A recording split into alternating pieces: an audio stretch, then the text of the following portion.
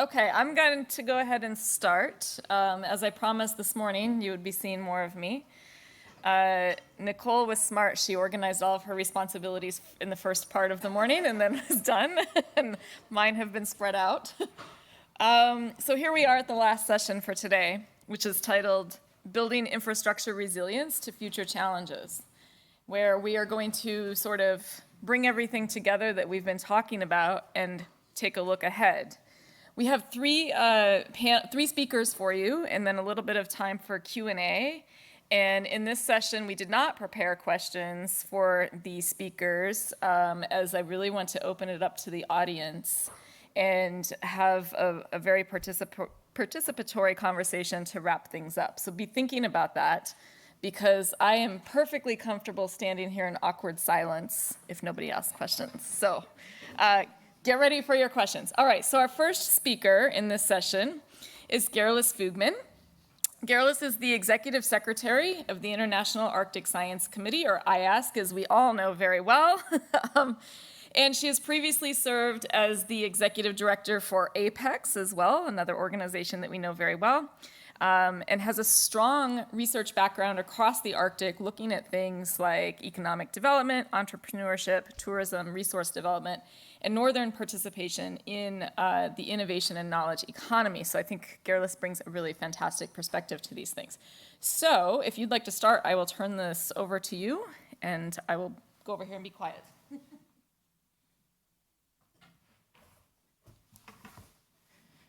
Yes, thank you very much for the invitation to speak here at the workshop. I will introduce to you today the ICARP process, the 4th International Conference on Arctic Research Planning process.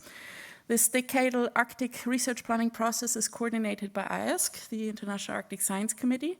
I will not go into details of all the activities that IASC is doing and our structure, but I just want to point out some key aspects that give you some important context for the ICARP 4 process. IASC is a non-governmental international scientific organization founded in 1990 with the mandate to encourage and facilitate cooperation in all aspects of Arctic research, in all countries engaged in Arctic research, and in all areas of the Arctic region by promoting and supporting leading-edge multidisciplinary research to foster a greater scientific understanding of the Arctic region and its role in the Earth system. IASC has 24 member countries and their adhering bodies, so the member institution representing those countries, nominate representatives to our various committees, including our 5 IASC working groups, which are very interdisciplinary, focusing on atmosphere, cryosphere, marine, social and human, as well as terrestrial sciences.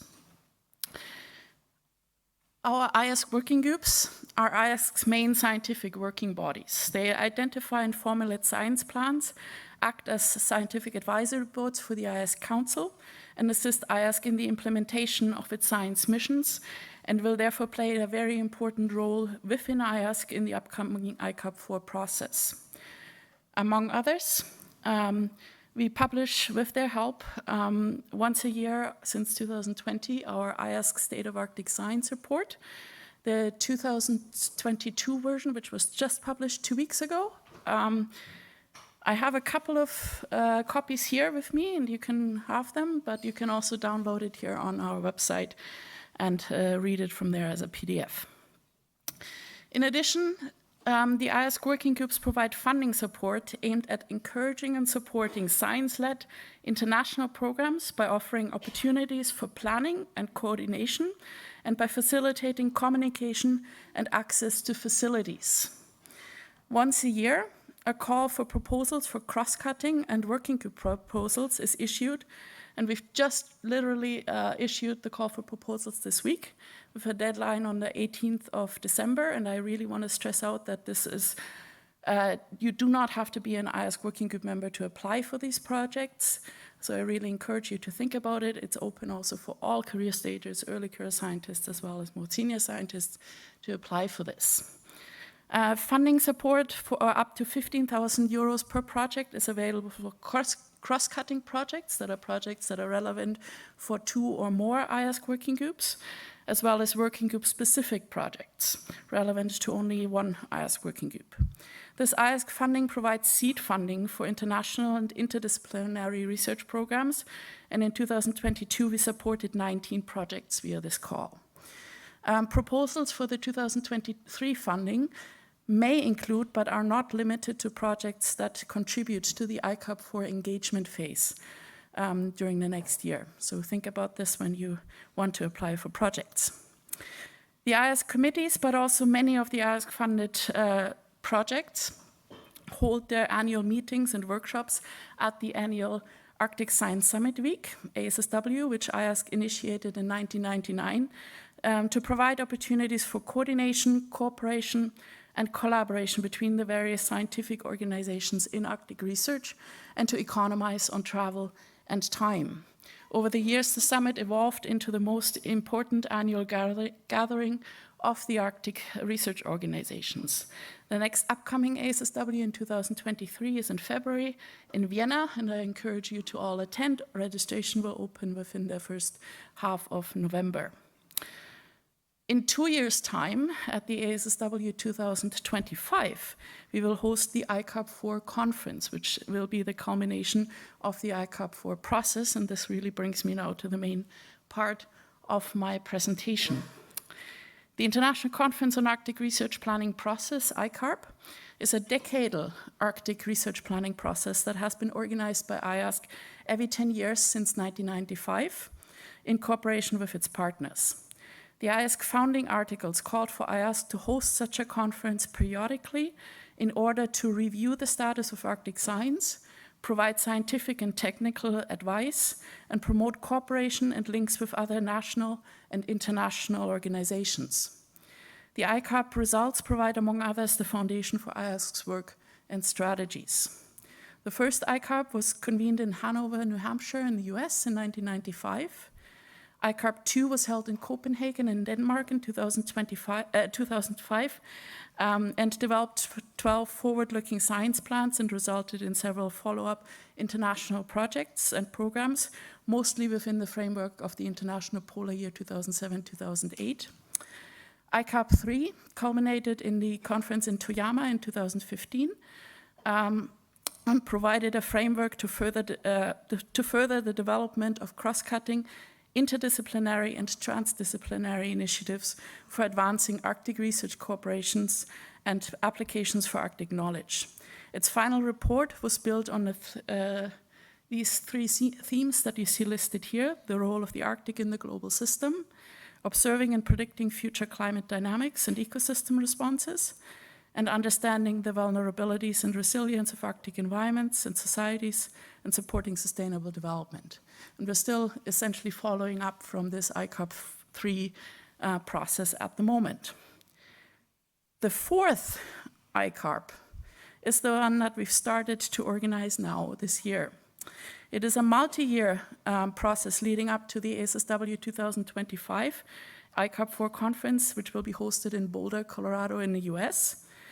ICARP 4 will discuss the state of Arctic science and the place the Arctic occupies in global affairs and systems, to consider the most urgent knowledge gaps and research priorities for the next decade, and to explore avenues to address these research needs. The focus for ICARP 4 will be on important research questions that cut across many disciplines and knowledge systems, and that require new and innovative thinking and collaboration. ICARP 4 will develop a vision for implementation and science plans for addressing these priorities. An integral part of ICARP 4 will be the inclusion of early career scientists, indigenous people, and local residents in the development of priorities and science plans to address the key questions. IASC is committed to recognizing that all knowledge and scientific systems are equal and complementary, and should inform the work of IASC and ICARP 4. ICARP 4 is coordinated by IASC and engages its partners in Arctic research to enable a community-wide undertaking. Currently, 26 international scientific, indigenous, and educational organizations are included in the ICARP 4 steering committee, and more are welcome to join. And I know that several people here within the room are actually part of the ICARP 4 steering committee. It is envisioned that ICARP 4 will be the primary tool to determine the Arctic scientific goals and directions for a potential upcoming 5th International Polar Year in 2032-33.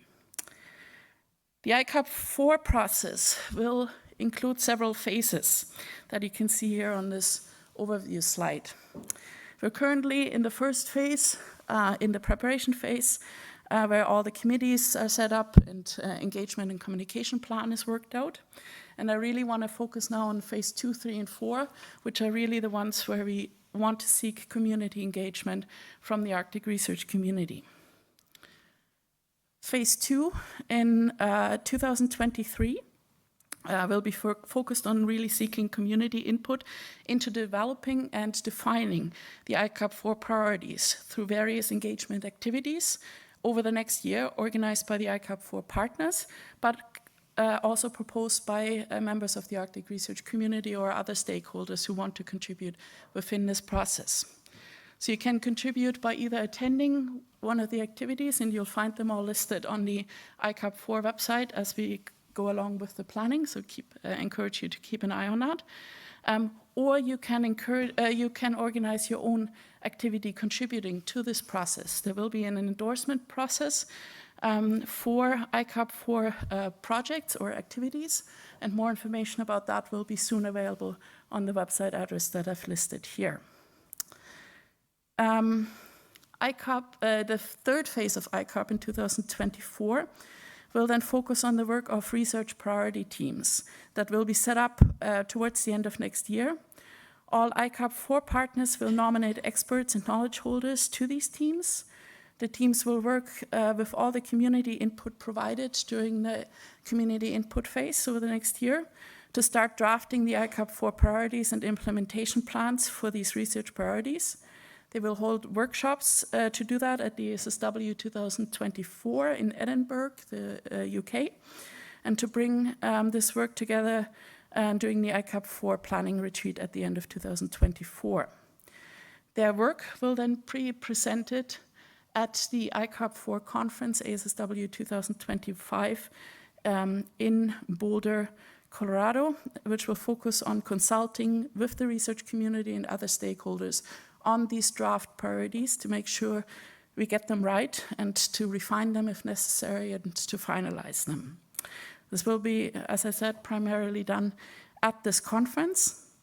Following the invitation from the US Polar Research Board, the IASC Council voted to approve Boulder as the host for this conference. The conference host committee in the US is committed to providing an outstanding venue for sharing scientific achievements and advancing collaborations and planning for the future of Arctic research.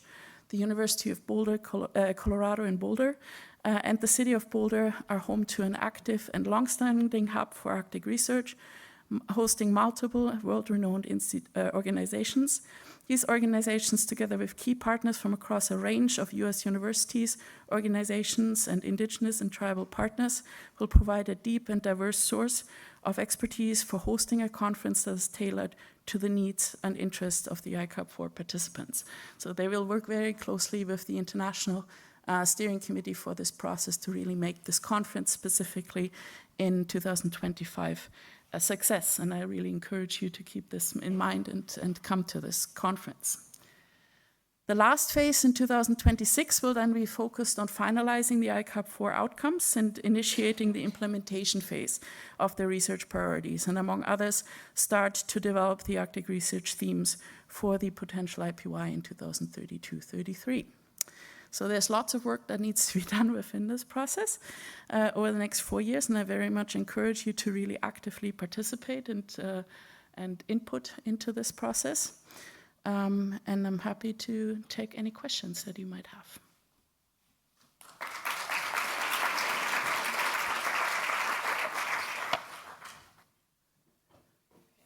Maybe we'll have all the speakers come back up for questions, if that's okay. Okay. So you will get to ask questions of Gerlis. Our next speaker is Karen Edelvang from DTU Aqua.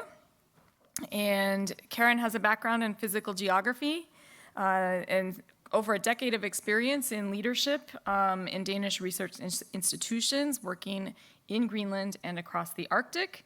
And she is the DTU board member of the Danish Center for Marine Research and is currently working with the Ocean Decade and the Arctic Action Plan, of which I believe you're going to talk to us about. So thank you. The floor is yours. Thank you very much. I will go up here, yes, and I hope you are still able to keep your eyes open for a little longer. It has been a long day, and actually I have been looking at the program for the day, and I will say that we have been broadly around. We have looked at research infrastructures and how to get into the Arctic, new technologies, societal change challenges, and now we're looking into the future. So I'll try to follow the steps of the IASC presentation. What I'm going to talk about today is the Arctic Action Plan for the UN Ocean Decade. It's quite a little change because I have been thinking that we have a lot of presentations today and a lot of efforts from the EU, and the UN Ocean Decade is an idea looking at the Ocean Decade, but not really presenting us with some funding. So there's also a challenge there on how we are going to succeed with that. So the Ocean Decade Action Plan, I will not go into the details of the Ocean Decade, but I'll just assume that you know the UN Sustainability Goals, and they are 17, and you know number 14 is about life underwater.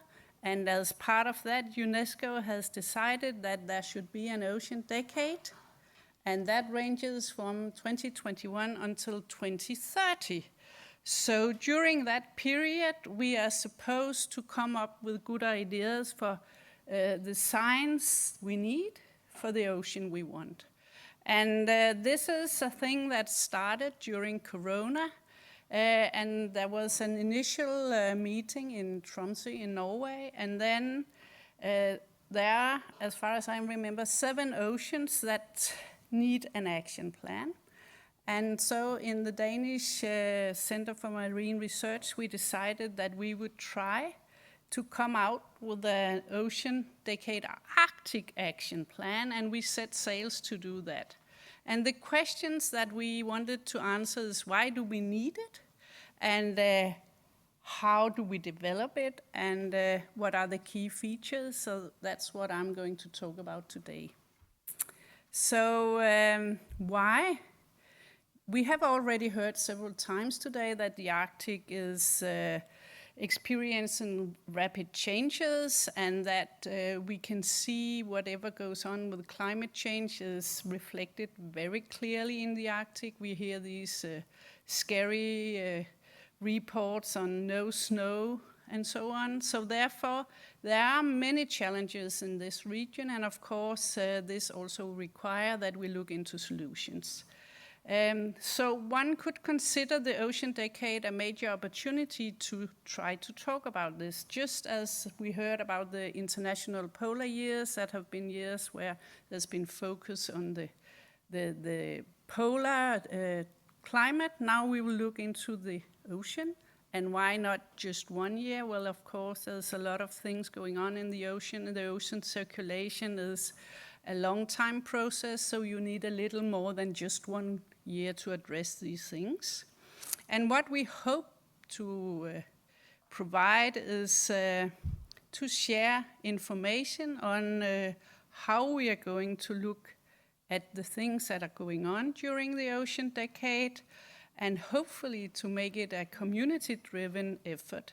And that, I think, is actually very important, especially we have heard today the need for data, how to share data and how to get access. But what we also hear is that it's very important that the local communities, the users, the persons living in the areas are actually also involved in this process. So when the process started up, who is behind? I hope that you can see on the left side that there were a lot of organizations like AMAP, ICES, and so on that were invited to take part in this international task force. And so the organizers and the coordinators of the process you see on your right-hand side, that's Professor Colin Stedman from DTU Aqua and Christian Risager Simonsen, also from that institution. And they are running the Danish Center for Marine Research Secretariat. So it was an effort that was also supported by means from that institution. So we set up some process questions to be answered, and of course this all takes its foot in what has been put in by UNESCO and the Ocean Decade.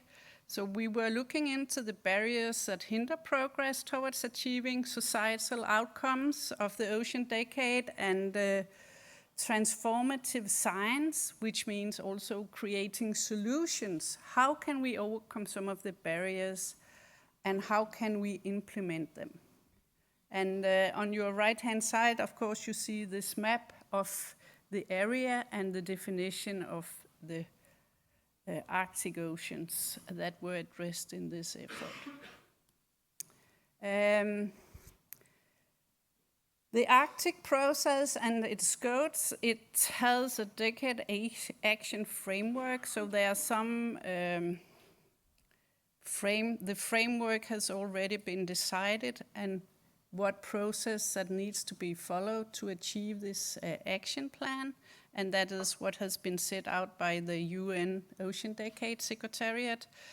What we did in this process was to make sure that it was not only a researcher's enterprise, and that is because we want to involve the whole society and all the stakeholders. And that means that we were able to involve more than 200 institutions, and that includes companies, maritime firms. It included insurance companies that are interested in what is going on in the maritime industry, NGOs, indigenous representatives, and also, of course, universities, because as we've already heard several times today, knowledge and science is a basis for what we are going to do.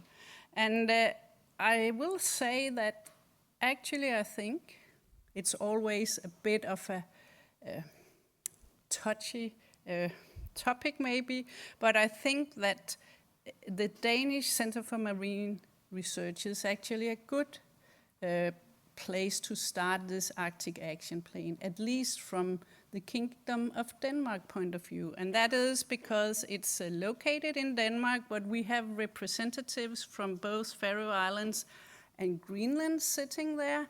And so in this respect, the Danish gateway to the Arctic is through Greenland. And since these two representatives of the kingdom were also represented, in that way we could reach out to a very broad audience, both there and at the rest of the Arctic communities. And I think that was really something that we valued in this process.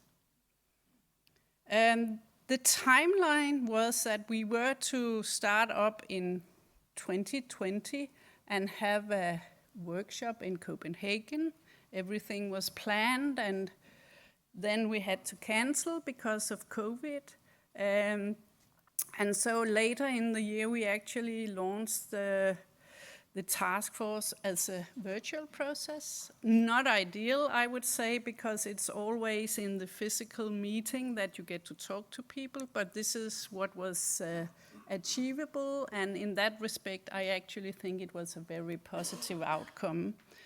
We defined 7 working groups that analyzed how they wanted to achieve the goals of the Ocean Decade, and they all delivered input to the task force by writing up. And there I will say I was impressed by how much input we actually got. And after these preliminary exercises, we were able to deliver a draft suggestion, and we had a virtual conversation. And then finally, the action plan was published. As you can see, it's depicted up here. And now that was a process, and we think we delivered. And I'm proud to say we were the first, or we delivered the first action plan under this umbrella. So then, of course, the next step is how do we proceed? And I'm not here to present you with a solution, I'm sorry to say, but I am here to give you some of my thoughts about that and maybe suggest how we could move on. So let me start by saying something about the thematic solutions and the challenges. There are some research challenges, and that, of course, is what we always know. We want to know more about what is going on and how we can come up with solutions. For that, we need information and data. Then, of course, are the organizational challenges. How do we coordinate this in a way so it's actually going to work? And there is not a defined organization as of now, but I would say then when I listen to the presentations that have been here today, I see that there are a lot of different organizations that work, but I also see that there's a positive trend in that there's a willingness and an interest in working together. And of course, this is also something that needs to be taken into account when we work with the Ocean Decade. And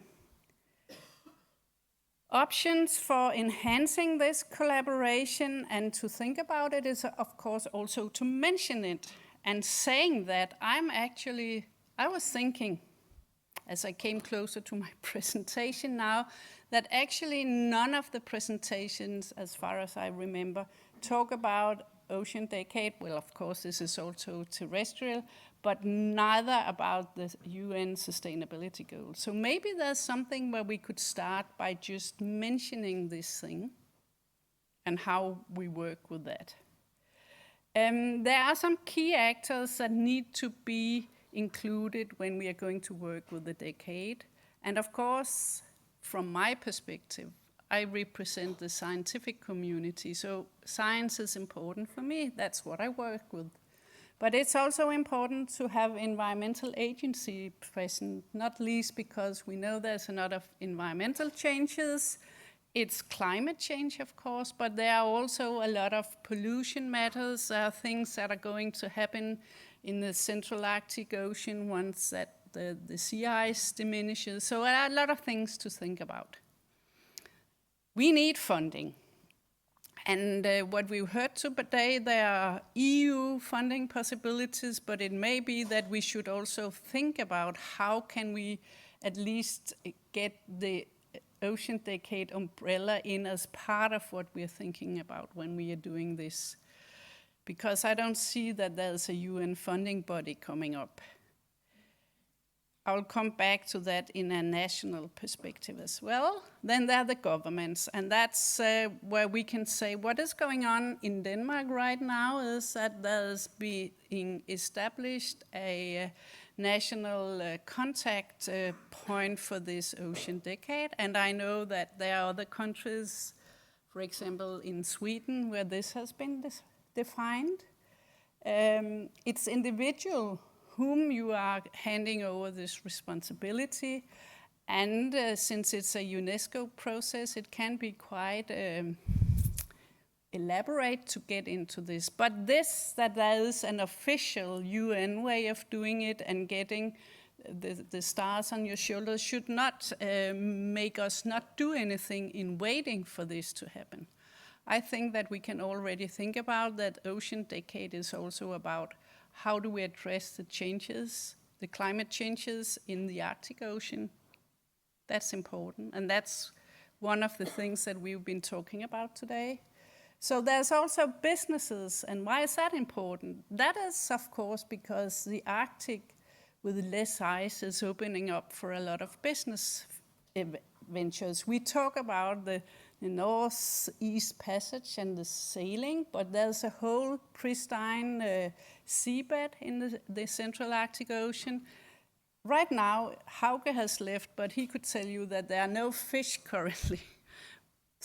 But they may come. There may come a lot of invasive species, and there's a seabed there, which could be interesting to seafloor mining and so on. We know from other areas like the Barents Seas that are a lot of interesting things going on. I also know that along the Greenland coastlines there are interest in exploitation. So business is there. And business, now I'm talking about the sea, of course, but it's also something which we need to take into consideration in relation to what is going on, also for people that live in that region now. How is their fishing impacted? What are the consequences? All of this is a lot of interesting words, but the most important part, and actually also where we have started this process, is with the public. So I think that one of the most important steps in this ocean decade is actually to include the public in this discussion and make them aware of what is going on and ask them, what do you want? What do you see? What do you fear? And I have tried these processes in on other topics, and I must say I'm also always very impressed with how intelligent and clear-seeing the public is, because they see things, they don't have to put it into a research context, a political context. They just point right at the challenges, and that's why that process is really also important.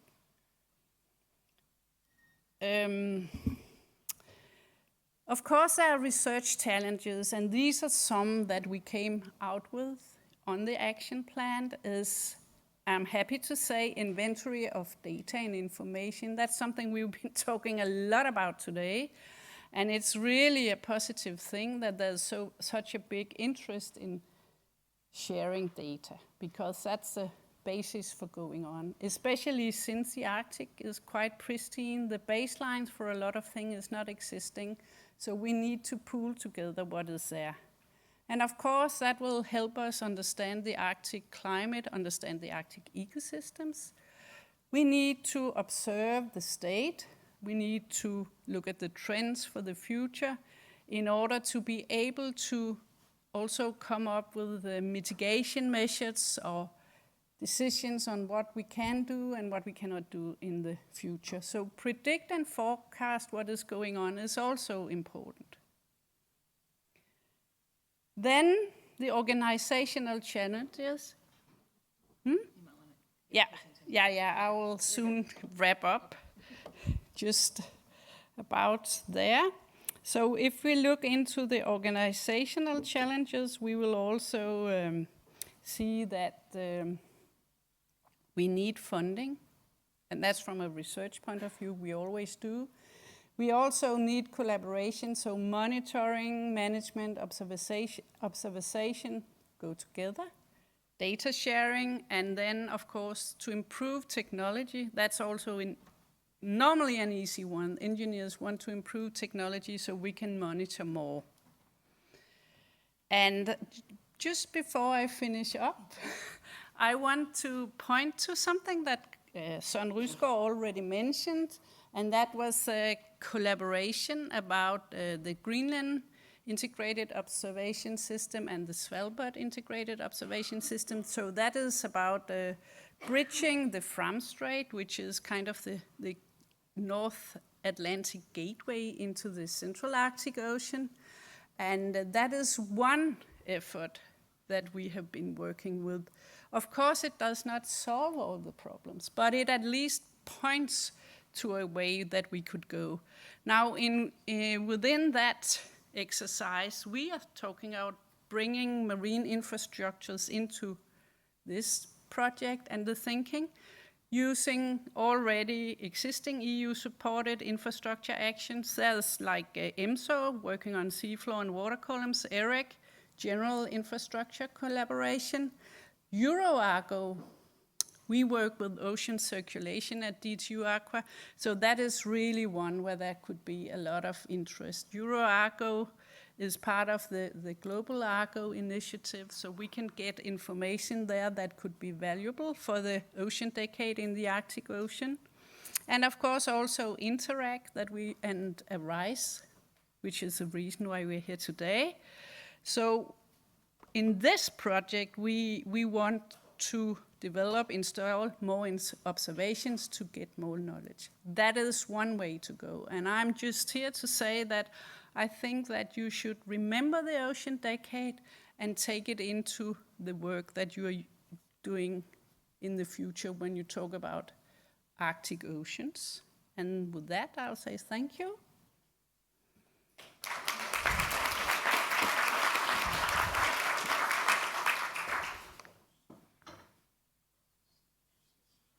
Okay, we will have an opportunity to ask questions of Karen in a few minutes, but I want to introduce the last speaker for this session, who doesn't really need an introduction, but maybe I can tell you something that you don't know about Margareta Johansson. She is an associate professor from Lund University in Sweden. As you know, she's the coordinator of Interact. Has a broad experience in Arctic research, which apparently includes drone driving, as we learned today. And she's mainly interested in the impacts of climate change in the Arctic, why people should care about that, and has been involved in several climate change assessments, and her interest lies in outreach. So the last topic here, she's actually speaking on behalf of Terry Callaghan, so she's giving somebody else's talk. I don't have an introduction for him. And she'll be talking about the future challenges and the need to focus on solution-driven research. So, Margareta, please.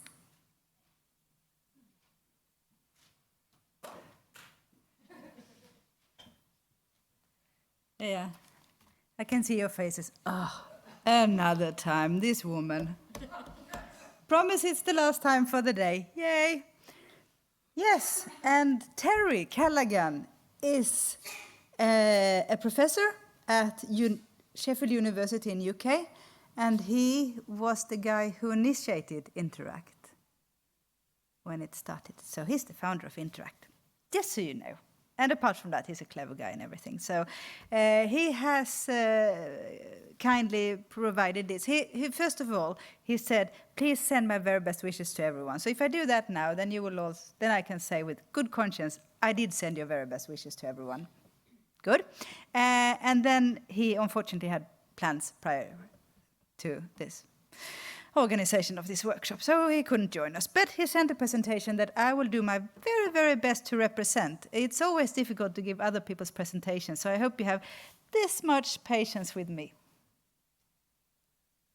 You are so kind. Thank you. Great. Okay, let's get started. As you all know, environmental challenges are complex. Terry kindly put a photo of permafrost because he thinks, at least she knows something about permafrost, so she might be able to say something here. I mean, if you think of thawing and warming permafrost that I'm sure that you're all aware of, the main driver, I would argue, is sort of changes in climate. And then, of course, you could think, okay, the solution is just to then reduce the greenhouse gas emissions, and yeah, we have solved it. But of course, you could bring in a digger here and then build a new road, then you would immediately change the permafrost in this area. So the various ecological, social, and economic and political drivers of environmental challenges are complex indeed. And so are the solutions. I mean, again, me going out every autumn with a little stick, probing the ground, and monitoring the permafrost. I think I'm doing an okay job with that since many years ago. But of course, I'm not the solution. I'm just simply telling the world what is going on in this particular spot with the permafrost.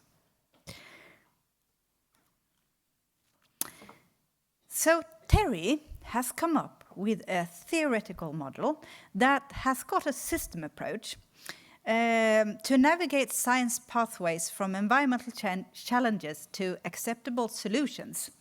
Let me start by saying that this is not rocket science.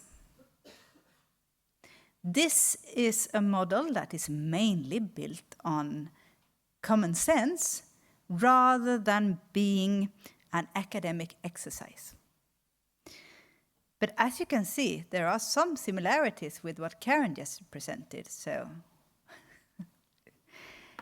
the first thing in this model is to identify the environmental challenges. What are the geographical scales? Is it global, regional, national, or local?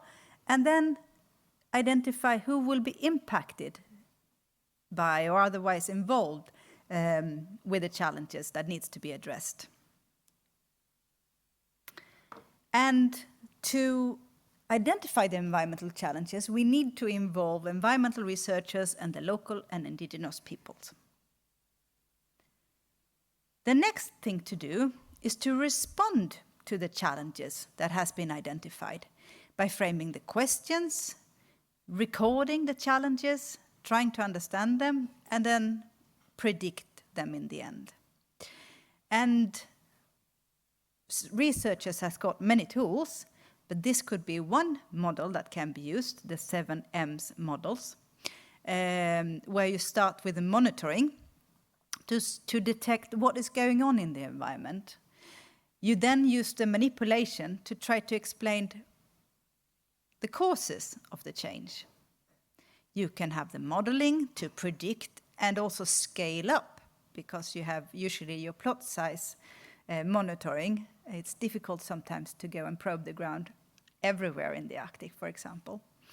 And then minorities, and in this case it's equals to local and indigenous peoples, but of course that does not start with an M, so that's why it's called minorities in this slide.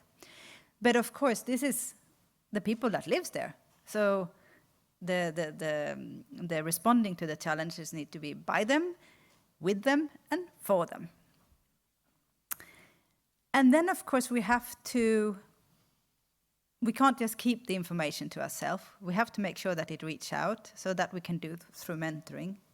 And then finally, what is quite often forgot about and not, I would argue actually ignored by scientists, is the management part. But we will come back to that. And in this stage, we need to involve the environmental researchers, again, the local indigenous peoples, and decision makers, takers. This is the second time I'm showing this photo of you, Niklas. I'm sorry about that, but you know, I'm very proud to show this fantastic. When you were on telly, ta-da, it says interact. I always like that.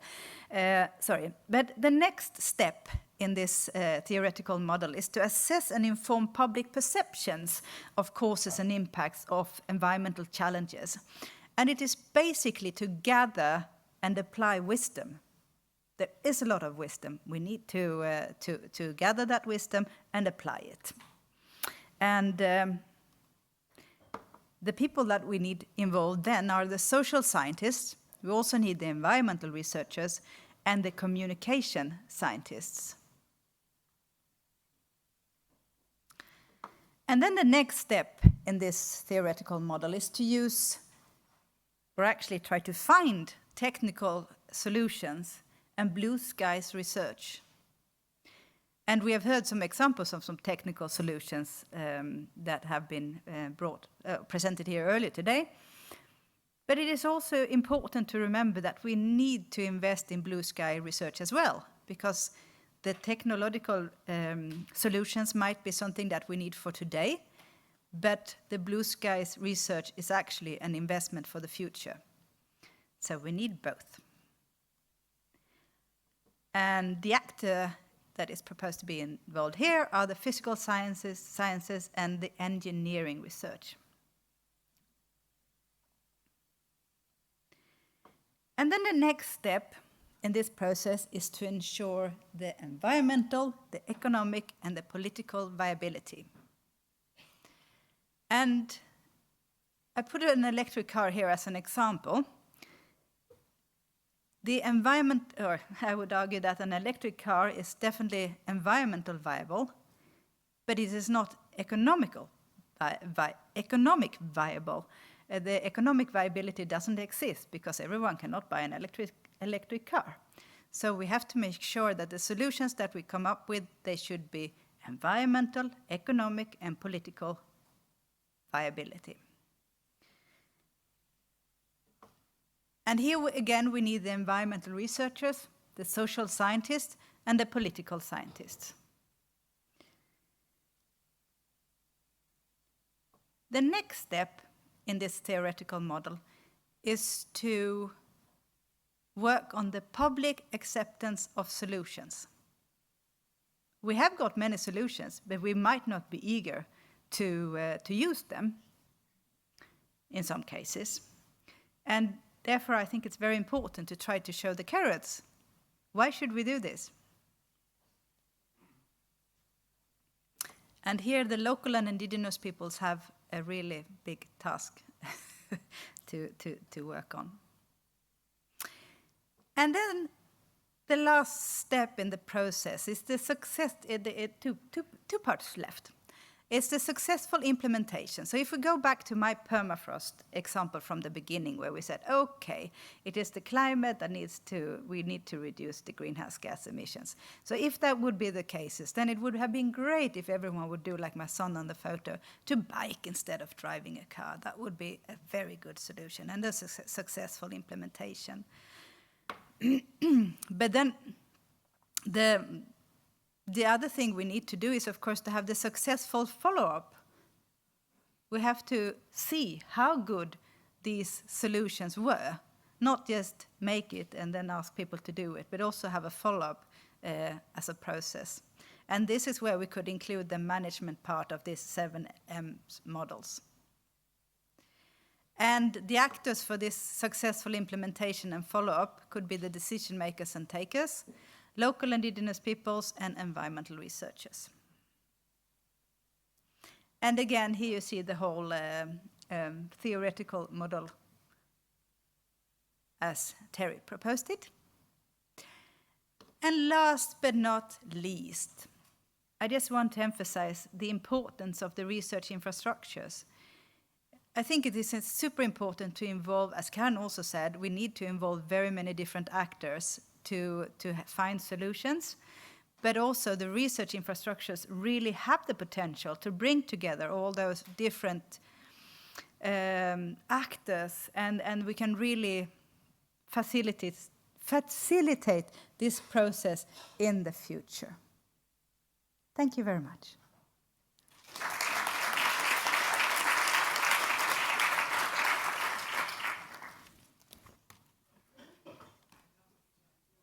Okay, if I could ask the three speakers to come and take a seat up front. I'm not comfortable with this, you know. You're not comfortable up here? I've lost my, this looks weird. Okay.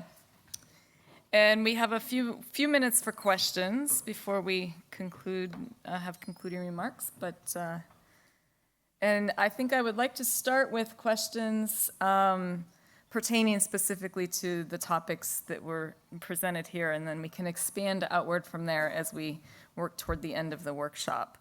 So I'll give Karen a second here. Yes, you're good. All right. Does anyone have a question about Ocean Decade, ICARP, the future, and how we're going to do this?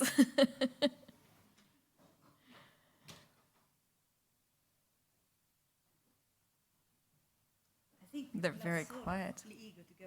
They probably are, but I'm going to stand here patiently. Oh, good. Yes. Please go ahead. I don't think your microphone's on.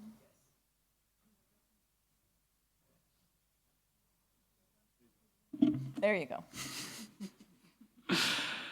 I think, as coming from Switzerland, the Arctic Ocean is very far from most people living in Switzerland. And I think as important as indigenous people are, people living not at the ocean are maybe as important to understand and support research the problems of the Arctic. And as a that was one of my motivations to participate in the Mosaic expedition as someone who doesn't feel very comfortable on ships. But it was frozen most of the time. So I think it would be very interesting to invite some people from countries which are not in the ocean and how they think about this and what they think about the fish coming from the Arctic Ocean, because just to become aware of the problem, it needs, I think, more than just the people living there.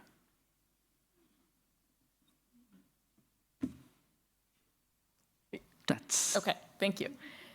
Would anyone like to respond to that?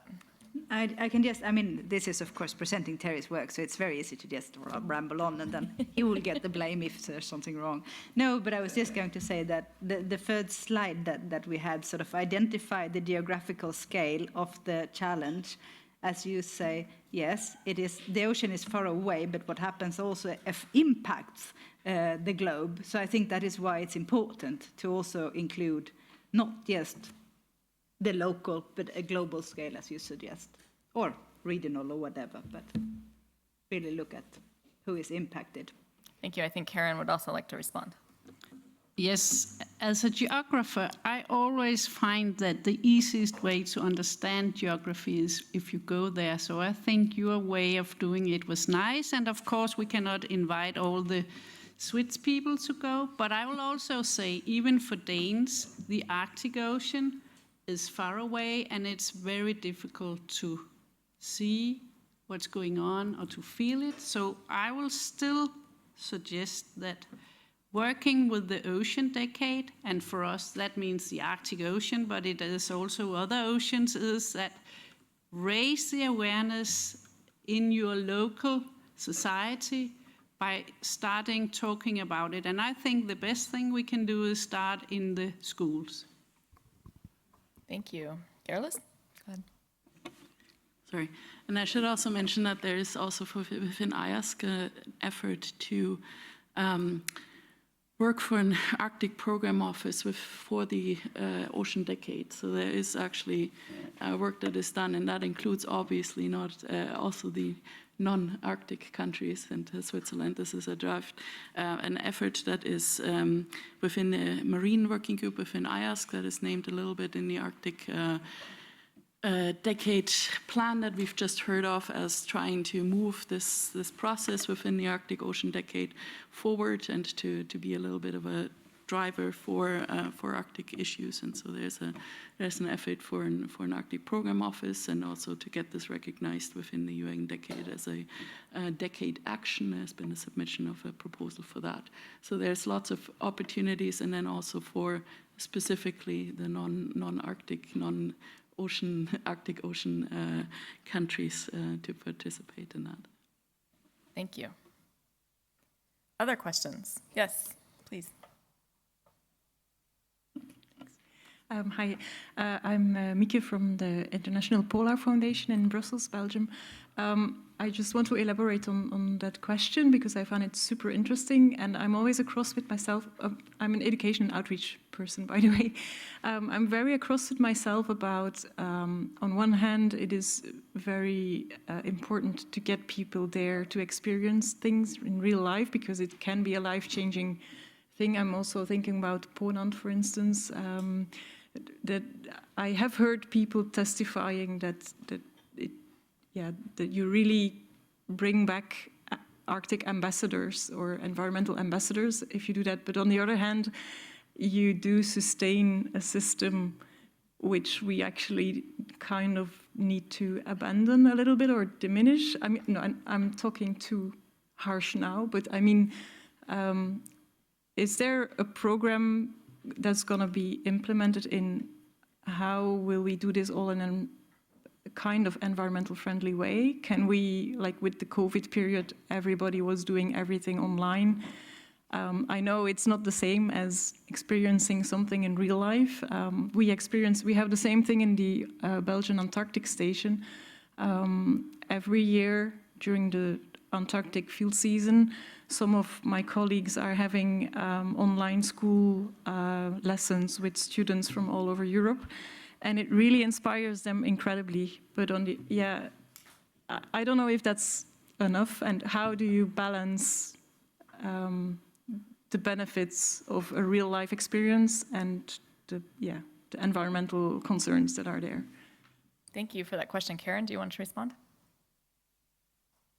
Yes, actually, you made me aware that I forgot to say something, and that is that when the Ocean Decade started in 2021, we were on a cruise to Greenland with the Danish ship, our national research ship, and there were researchers from various countries in the world going, but there was a transit from Hirtshals and to Greenland where nobody was on board. And there first we thought we would invite some high school pupils to come, and then we decided, no, that's gonna be terrible on this ship, and also that you would only reach a very small group. So what we did instead was invite 18 high school teachers to go on this trip and to make them aware of the oceanography, both the biological, chemical, and physical, and that was a great success. So now they can go home and teach a lot of children in their schools. So I think something like that is really, when we talk about ships of opportunity and so on, there are some things that we could do where we still have the ship. Thank you. Does anyone else want to respond to that, or we can go back to the audience? Okay. Yes, in the back. Vito Vitale from the Polar Institute of Sianar, Italy. Okay, I have a comment coming from the previous question and then my question. So the comment, I believe that we need to avoid to make a sort of reservoir. The Arctic is not a special case. We are part of a global problem, the climate change. For me, as a physicist, it's obvious that a system like the Earth, from a thermodynamic point of view, works only if you have a hot place, equator, and a cold place, the pole. Without this, the climate system as we are looking doesn't exist. Okay, so we need to avoid, so we need to approach the people and say then, we are not a special case, but just part of the climate change and the global. Don't try to insist. This is my comment, and this is the fundamental answer to why the Switzerland or Italians need to look to the Arctic, because it's part of a global challenge, a global problem. And coming to the question, okay, so the issue is always the same. How we are make more near the agenda of the science community and the agenda of the society, because the point is the starting point of this theoretical process. And coming to the solution, when you have a challenge, you have several solutions. We find a solution for mitigate, we find a solution for adapting, we find a solution then try to combine the two. So providing the challenge, you can have a lot of solutions, and some will be better or other, but also depends on the target you are decided to achieve. So this is very important. So in which way the infrastructure in this scheme can help? Because it was just a slide, very general, but I would like to listen a little bit more about this point. Excellent question. Margareta, go ahead. Thank you. No, I fully agree with you, and that is why we are suggesting that there should be many actors involved, and how the research infrastructures can facilitate that. Well, they have got the possibility to work, for example, with local and indigenous peoples. They are there year-round, most of their research, at least if we're talking about terrestrial research stations. They are there, they can build up a relationship, and you really need to build up a relationship. It takes very many times. So I think there the research infrastructures could make a really important contribution, as well as, now I'm guessing, but I mean the marine infrastructures, they have, I would say, a closer collaboration, for example, with the technology and the development of technology and things like that, compared to the terrestrial research station, where they can play a really important role.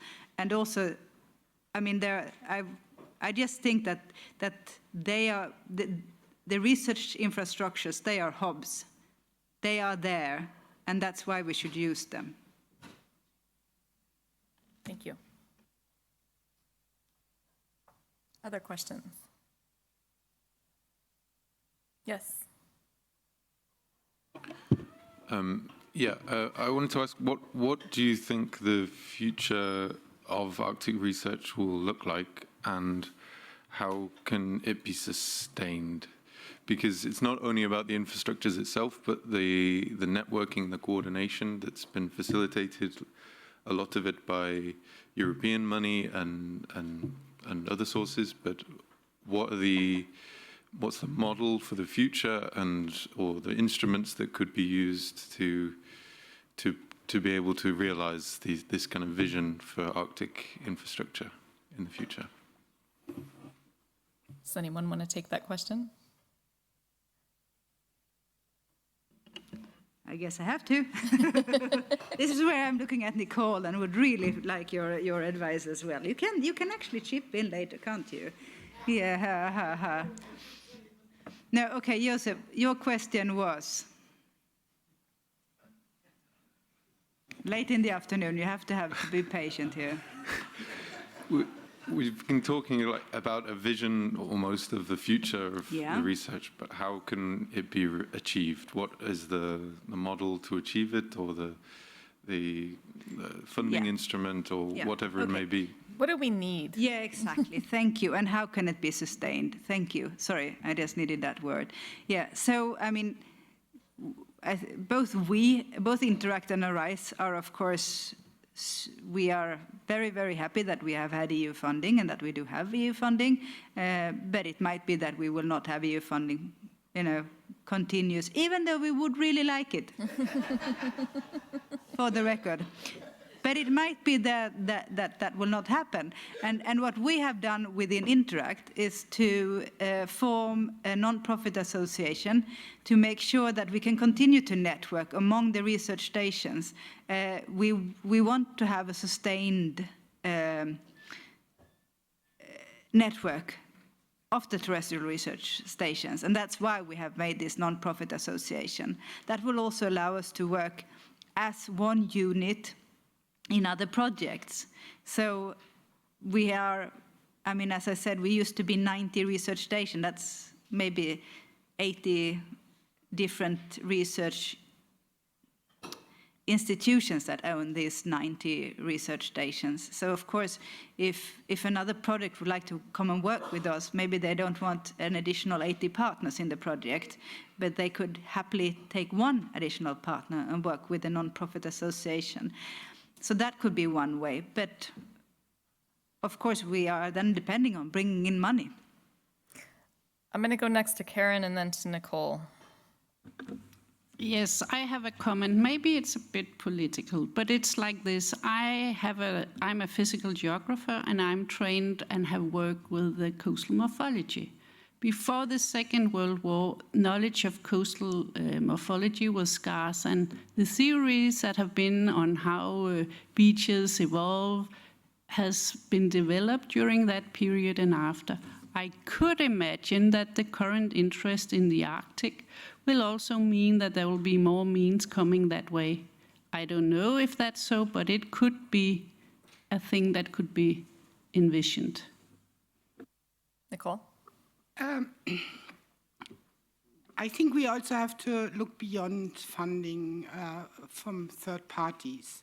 So this is unrealistic that, as Margareta already said, that the EU will fund our projects until the end of the century or whatever. First of all, a lot of money in terms of infrastructures comes from national polar programs. This is the key player. Yeah? They fund the infrastructures. And I think we learned in Interact, in Arise, and in all the other projects, I would like to mention Eurofleets here also, and that cooperation between countries brings a lot of effort, and we have to strengthen this. So we can also continue, at least in a smaller way, but I don't want to speak here against further funding. Don't misunderstand me. But we have had so many successes and so many successes that in ARISE, we realized that we can also start maybe with simply coordinating each other better, informing each other better, and so opening spaces on vessels which we would usually not would not be accessible for foreigners. So my pledge is here on a strong, really strong international cooperation, also beyond the borders we have now. So we have to involve even more partners. And then the other thing is, and I'm putting now my EUPOLANET hat on, in EUPOLANET we are strongly working on partnerships. So we want to bring our national funding agencies on the table to hope, it's an initial idea. So it's not, we have not made any steps to implement this now, but we would like to, and we have a work package on this, convince our national funding agencies in Europe also to cooperate more, to also put money together on the table to support science. I don't know if we will be successful. This is certainly a very stony way we have to go with all the national funding agencies, but it is worth trying. So we have to work on many different levels. But I think the key issue is that we still cooperate, that we still exchange ideas, and that we work together. And then I'm quite convinced that we can sustain a little bit, at least, our projects, which have been very successful over the long period. As I said, we have to be realistic. Usually funding runs out after. You have made this company or this non-profit organization. We are not at the stage yet. Because our infrastructures in ARISE are incredibly expensive, and that's even more challenging to bring the people together. Yeah. Thanks, Nicole. Gerlis, and then Veronica. Yeah, I just want to add that this is a question that's also very excellent for the ICARP process, because it's not only on priorities, but it's also specifically on implementation of these priorities and how we can sustain or look into these implementing these priorities that we try to set within the ICARP 4 process. So there's going to be a lot of questions specifically on how we sustain that, talking with funders. FARO is one of the partners within the ICARP process, also from the infrastructure side. So this is going to be a lot of, or some of the stuff that will be discussed within the ICARP process, and that you should also contribute to the ICARP process as inputs and suggestions and ideas, so that this can be added into the plans and into the way forward that is being recommended within this process. Thank you. Obviously, you've asked a great question. I'm going to go to Veronica for the last response to it, and then we'll move on. Yeah, I wanted to elaborate a bit more on Nicole's comment, and I want to say that in the special case of the icebreakers, it's very difficult to secure berths for exchange among nations, especially because we have a lack of space on the ships. So we really, there is no berths available for exchange, and this is very difficult. So that's why I still believe it's very important, this program with an umbrella of European umbrella for cooperation, to make as well as an incentive for the nations that own and operate. Not every nation can own and operate a vessel, an icebreaker especially. They are very expensive. But this umbrella of European cooperation or beyond international cooperation, which is securing funding, and we are securing those berths already with many years in advance, that is, I would say is right now is an objective way of achieving things. Thank you. I have one last question for the three of you before I go to the concluding remarks. And I'm looking for 1 or 2 word answers to this question. So you were each tasked with talking about the future, our efforts, our collaborations, our approaches that we're going to take. With that in mind, what is something you heard today in the previous sessions? What pops into your head as something that excites you for the future? Gerlis, thank you. Continued cooperation. Continued cooperation, excellent. Margareta? Karen, you want to go first? she had her hand on the button. It's like Jeopardy. Yeah, I will say data sharing. Data sharing, excellent. I just like friends. Good. in the Arctic. I thought you were going to say cocktails, but Yeah, look friends. No, but I just think it is very nice. When it comes to collaboration, Yeah. I think we can do so much if we just have nice people to work with, which we happen to have in the Arctic. Yes. So I think that's super important. That's a really good point. Not all research communities are so collaborative and friendly, and we really are. So that is something to take a second and appreciate. Thank you for that. So with that, I'm going to thank our speakers and move on to the concluding remarks for the day. So you ladies want to go back to your seats? Or you can stay there. Thank you very much. Yes, thank you. Okay. Now I really am standing between you and the cocktail hour. We've heard many great things today. We've heard both a celebration of our successes so far and a real optimism and partnership for the future. We've also heard about challenges that we've encountered and some clues, I think, of the challenges that we might anticipate in the future. We've heard about new technology, new types of partnerships, new avenues toward training the next generation, and the real importance of engaging with Indigenous Arctic peoples to incorporate traditional and local knowledge. We've talked about the urgency of polar science, the standardization of and access to data, and how physical access to the Arctic should not be a barrier. I urge you to think about that in this setting where none of these project efforts, such as ARISE and Interact, are actually sustained for the long term, as we just heard. These are very successful efforts, both with and without that context in mind. When we started contemplating this series of discussions, the pandemic had not happened yet. It was the fall of 2019, I think, when we ran across each other on the stairs at Arctic Circle. And you said, we have to talk. But now here we are, coming through 3 years of a pandemic. Soon it will be 1 year of a war. Hopefully it won't last that long, but as things are going on, it seems like we're getting close to 1 year of a war that has greatly affected Arctic research. With the pandemic, we all had to shift to making remote science more successful. We put a lot of focus on using our local partnerships in Arctic communities. And now today we're focused on how to continue studying the half of the Arctic to which we've lost physical access. And we are also all facing steeply rising costs in the economic setting of today. None of these things were on our minds when we first imagined bringing all of us together to discuss the future of research infrastructure in the Arctic. You know, and something that I've always, for years, worked to remind my team back in the US is that we can't imagine every future scenario. Prior to these last 3 years and all the things that I just mentioned, I used to remind our team, you know, I would bring up things like the challenges that we'd encountered up to that point in time. Things like a volcano in Iceland interrupting air travel, a stand down of our aircraft that we use to access Summit Station in Greenland due to structural problems, detection of structural problems that could have had catastrophic failure consequences, or a polar bear arriving on top of the Greenland ice sheet at Summit Station.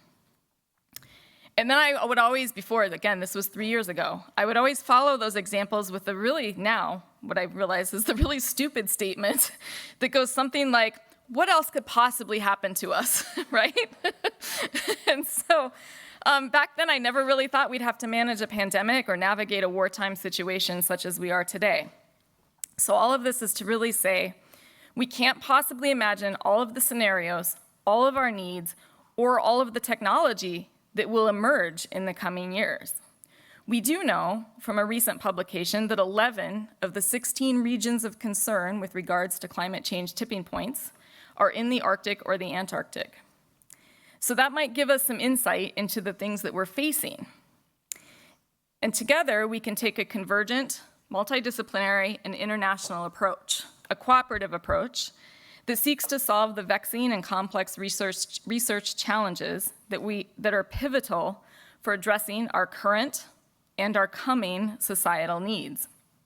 So by continuing as we have done here today, we will be able to support a broad range of science objectives and priorities, and we'll be able to shift those things as society requires us to do. So when you look at it like that, I hope that you feel really excited about the possibilities. We can only do this together because understanding the Arctic does require a global effort. And I was really appreciative. I wrote this as we went throughout the day and we were talking, but this last session kind of wrapped a lot of these things together leading up to my comments. This is great. Something I said recently at another event was that the time has always been right, but maybe the time has never been better for us to have these conversations. So today we've had a really fine agenda and an excellent lineup of presenters and panelists. And I know that the structure of our meeting today got you thinking and imagining the next steps for cooperation on Arctic infrastructure. But as we go forward, I think the most important and likely the most productive parts of today will have been the new connections you've made, the side conversations you've had, the new and the new ideas that have been generated during the Q&A sessions, the coffee breaks, and the best of which is yet to come, the cocktail reception. So I can't wait to see what develops from here and what we'll be talking about or we'll be celebrating next year or the year after as a result of today's meeting. Finally, I thank all of you for spending your time with us today.